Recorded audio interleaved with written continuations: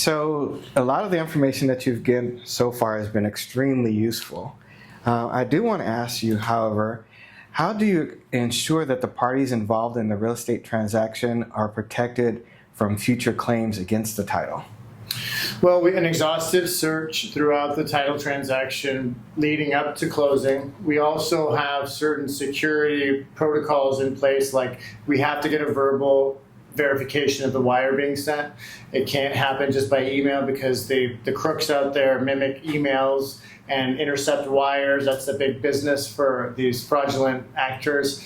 And what These fraudulent actors, I like that. These fraudulent actors. Just rip people off, it's sad. So we do put in protections in place. Like to Ryan's point, we have to make sure we call, get certain verifications. But really, that's one of the reasons they are getting title insurance is to ensure that they are coming into that property free and clear of any liens or interest of anybody else in the property. So that's one of the main reasons of title insurance is that they are being insured that they are the owners free and clear of anything else from the sellers or sins of the sellers, as we say.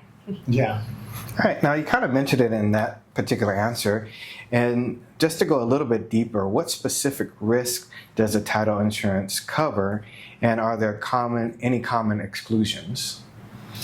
Well, I mean, I think the blind spots of, say you were to sell a house on your own or move forward without an escrow or a title company, you just don't know what this previous seller has on the record of title that you could be inheriting by purchasing the property, because the liens stay with the APN, which is the property.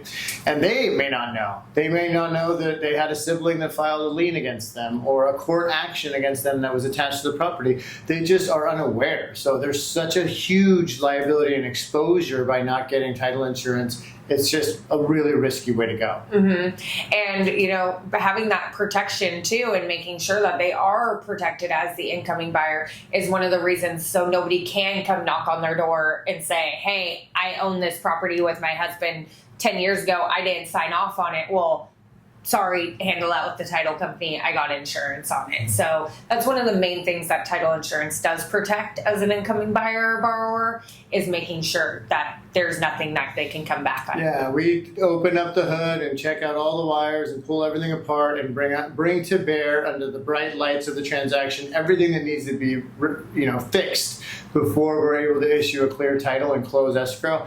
And if we don't get it right, we're on the hook for it, not the seller.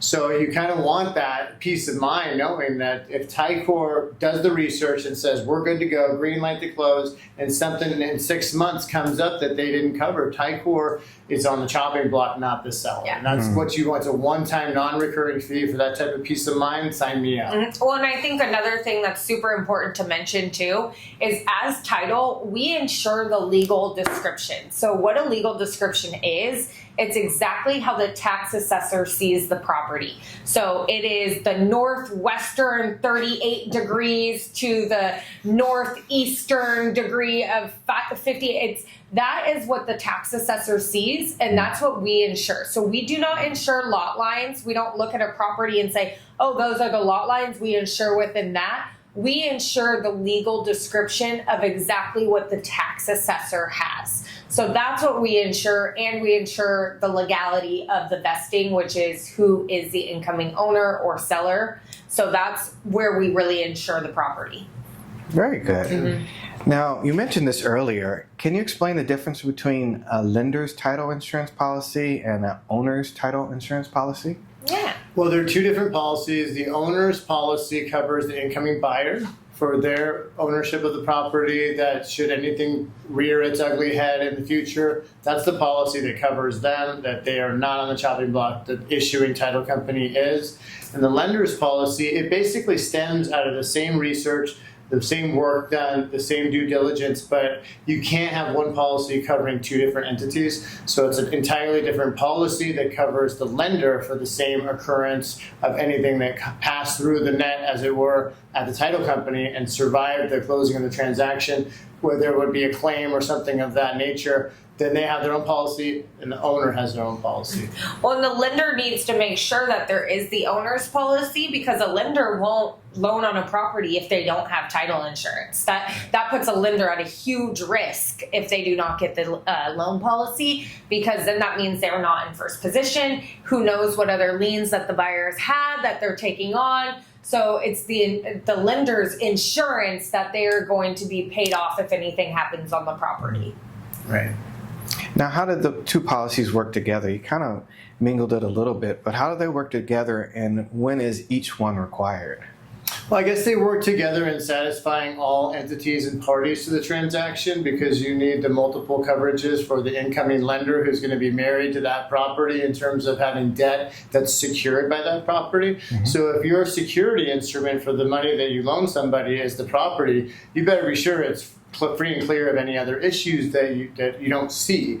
And the buyer, the incoming buyer, is guaranteed or insured against any surprises on their bill of health, on title, meaning that somebody else's $40,000 tax lien or $150,000 mechanics lien doesn't get inherited and passed through to this buyer because some negligence at the title company.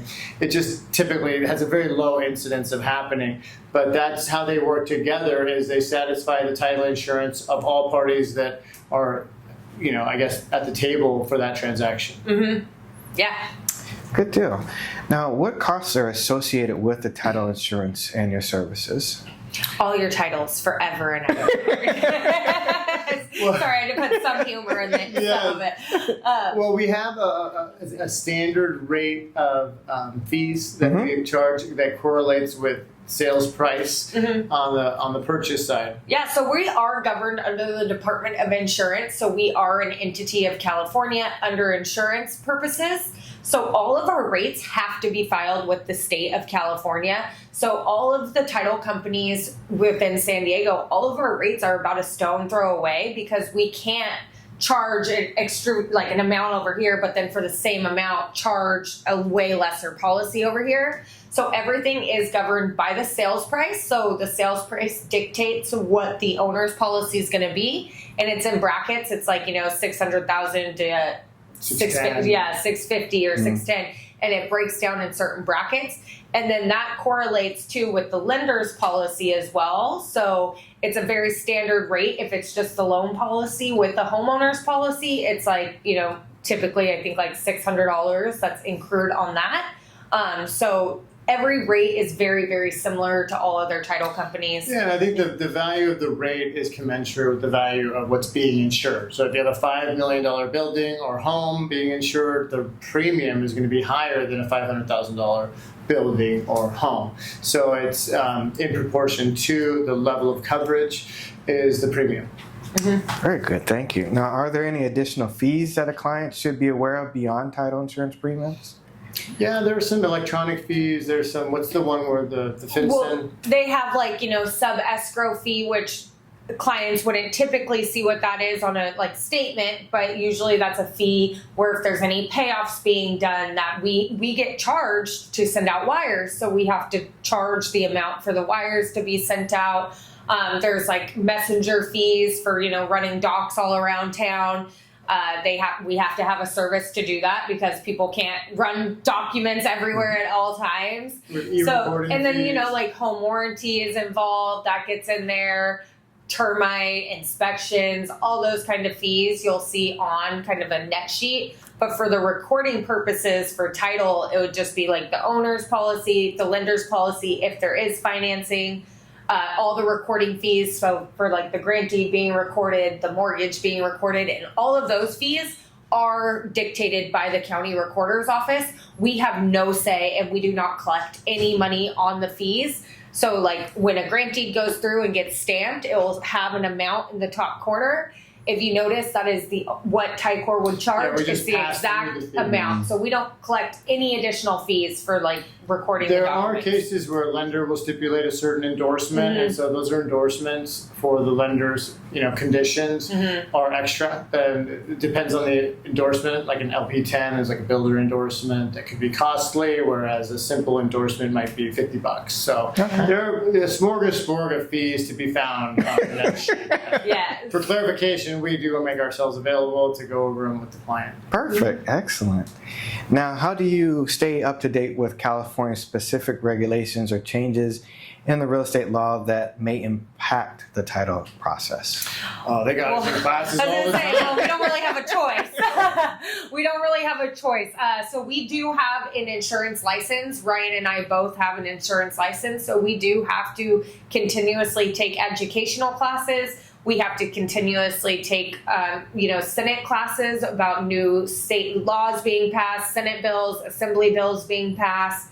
So we are fully inundated all the time with our finger on the pulse of laws that are changing, things that we have to change all across the board. And I always make the joke, I think people in the real estate industry are some of the most resilient people because things are always changing for us. So we keep our finger on the pulse. That kind of we don't really have a choice. We're told we have to do it. Well, and it's okay because we're big fans of personal growth and being constant students throughout life and constantly learning. So it's just throw another, log on the fire for us. Throw a title class on self-development. It's fine. Why not, right? Why not? Good deal. Now, are there any recent regulatory changes that clients should be aware of? I think groundbreaking, I don't feel like. I mean, nothing that I can think of at this moment, but things are always changing. Well, there was a recent attempt to go to attorneys' investigations or attorney letters or basically moving to a system that occur in some states where an attorney just goes through the title and says, we're clear, right? So it's an attorney opinion letter. An attorney opinion letter, yeah. And there were a couple national mortgage companies that were looking to move to that in favor of title insurance based on cost. Because let's say that, the apple of the attorney opinion letter was $50 and the orange of title insurance was $500 or what have you. And it's a different level of insurance and definitely a different level of accuracy for sure, and they never adopted that in the end, but that was the most recent kind of onslaught on title insurance and a threat to it, I guess. That was a recent development. Yeah, but I feel, like for your clients, for the people watching, there's always laws that are changing to help with the housing crisis and help with putting more units on. So there's different laws now that are in effect where you can build an additional dwelling unit, an ADU on your property, lot split it, and sell the ADU off separately. Sounds great, but there's a lot of minutia that goes into it because then you have to establish HOAs, you have to establish common areas. How is the person in the back getting to their house? Is there an easement? Well, if they have a loan on it, now the instrument that secures the loan changed. Because you sold off this third, and now the mortgage company says, hey, wait a minute, our collateral is now 2/3 of what it was, give us our money. Right. So it can trigger all kinds of issues. What the people, I feel like they need to know is that the title companies have your back. We are bringing to light anything that could be a potential disastrous, catastrophic issue for you in the future. So we run it through this filter or this strain of title investigation and title insurance, it comes out clean on the other side so that the people, once they buy a house or refinance their property, they can breathe easy and sleep at night knowing that there's no blindsiding coming of $100,000 to $200,000, $400,000 debt that they didn't see coming. We've taken care of that. So title company is good for the people. Title insurance protects the people. It's always scary enough buying a house, so we want to make at least something a little easy that we can ensure the fact that you will be purchasing the house free and clear of anything else. That it's here's your clean house bill. It's here's your title for your car. Same thing. We're insuring it. No surprises. Good deal. Now, what is a typical timeline for completing the title process from start to finish? Well, we're dictated really on escrow terms. We've closed transactions within 2 days. We've closed transactions, I think, within 24 hours. We've got a prelim in an hour. We've got a prelim in 3-4 days. Yeah. It depends on the nature of the transaction. So if escrow stipulates, if the lender stipulates it's a 14-day close, then we move very quick and we make sure everything's done right up front. We get it done so we can have it closed within 14 days. If it's a 30-day close, our process is still the same of getting the prelim out within about 2 to 3 days because there's searching involved. So we do have to make sure it's all searched accurately. Right. So we have that done and then we get the prelim out. And so typically it's just dictated on what are the terms of the sale. Well, it's like a pilot. He gets in the cockpit and he has a certain checklist. And the day that he doesn't check his checklist, every box is the day that something goes wrong, right? So we have a certain protocol that's much like a checklist to investigate each and every aspect of the title part of the property. And so we do need a minimum time frame to satisfy all of that investigation. But you get some layups where there's one loan or no loan, free and clear, no issues. You can have that sucker out in 5 minutes. You can have others where you pull up the rock and there's all kinds of squiggly things and you don't know what to do or make heads or tails. So it could take a little bit more time to untangle that, right? So it really is a case-by-case, property-driven search. But we bring the same checklist to every scenario so that because you want consistency and thoroughness when it comes to investigation on title and property. Very nice. Now, what additional services or advantages do you offer to set you apart from others in the market? I don't know, Haylie, what do we do? Personally? Well, as title insurance for your clients we are one of the top companies in the entire nation. We insure over half of every title policy, or we're about 75%, right, of every title policy in the nation. For sure. Over half. So we are a huge backed company where we insure over half the nation's policies. So that's something that sets us apart. And then really it's who you work with. We are always available. We really set ourselves apart in making sure we're always there for the customers, for our clients who are the realtors, who there can always be for their clients who are the consumers. So we make it very available. You know, I'd say we're the big guy. That's a big deal when it comes to insurance. But also we care. Like we genuinely care for our realtor customers, our mortgage loan officer customers, their clients, the borrowers, the sellers, the investors, the flippers, the first-time home buyer. We care, and we spend a lot of time on the phone with not necessarily our customer, but by proxy through working with our realtor that the buyer and the seller is also our customer. And we answer all kinds of questions and we give a rip because you know, I was a first-time home buyer.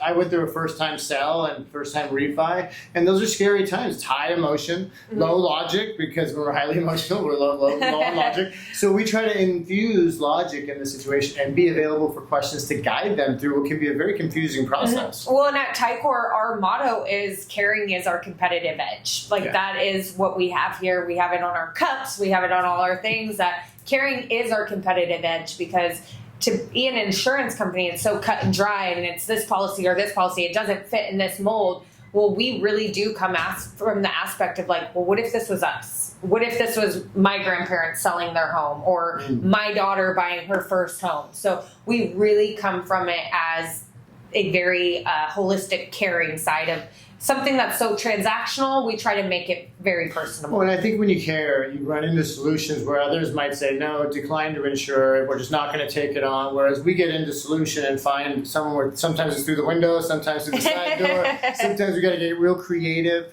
But we will get exhaustive techniques and applications and opinions to try to insure any property just to do the right thing by the customer.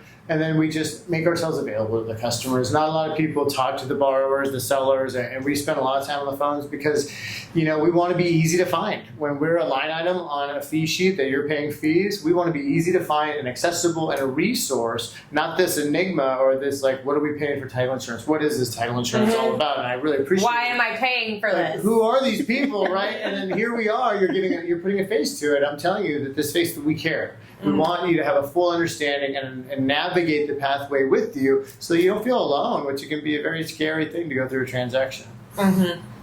Wow, a lot of great information today. Now, is there anything else that you would like to share? No, I think, you know, as we get into this world more and people are always like, to Ryan's point, oh, another line item. I think it's really important to have a face to a fee, right? Like a face to like, what am I paying for this service? And really title is it's one of the biggest investments we're making is purchasing a home. So if we're insuring our car for something that might happen, like we may get in a car accident where we need our car insurance for, wouldn't we want to insure the biggest investment that we're probably purchasing in our life as a one-time payment versus a monthly payment? I would much rather have that taken care of so I can put my head on the pillow at night knowing that my property is taken care of. Yeah, and I would just say don't let anything remain in the shadows of confusion for you. Come to us. I'm sure our contact information will be available through these videos, and ask us the questions. We want you to achieve clarity and turn on all the lights on all the shadows of the transaction so you have full understanding, because that's the thing, is sometimes you feel like an outsider in your own purchase of a home because of all the professionals running around. We want to bring light to the title situation and be a resource and an advocate for our customers, and that's what we do, is we advocate for you, because there is no business for us unless there are consumers out there. So just know you have a friend in the industry, and you get what you pay for. So careful with some of those bubblegum title companies. So out keep there. working with Tuoff, because you get what you pay for. That's right. Tuoff's the Pay man. for Tuoff for your buyers brokers, okay? Yeah. Your check is in the mail, right? That was unpaid for, unsolicited. Yes. Yeah. So like Ryan mentioned, how can people get in contact with you for your services and additional questions? Well, there is RyanLipsey.com, and then you have the Ryan Lipsey team on Facebook, and you have Haylie Collier. What's your cell phone, Haylie? 619-889-5370. It's very easy to find. I think you could just Google my name or Google Ticor Haylie, and like my cell phone direct number pops up. Same for Ryan. We only have one number. We want to make sure you have the direct number straight to us. Yeah. So give us a call, email, carrier pigeon, whatever your Smoke signals. That's right. Whatever your fit method of communication is, we're just happy to be a resource for you. Thank you, Tua, for having us in. It was an honor. Thank you. It was a pleasure. You Thank guys have you. a great day. Thank you.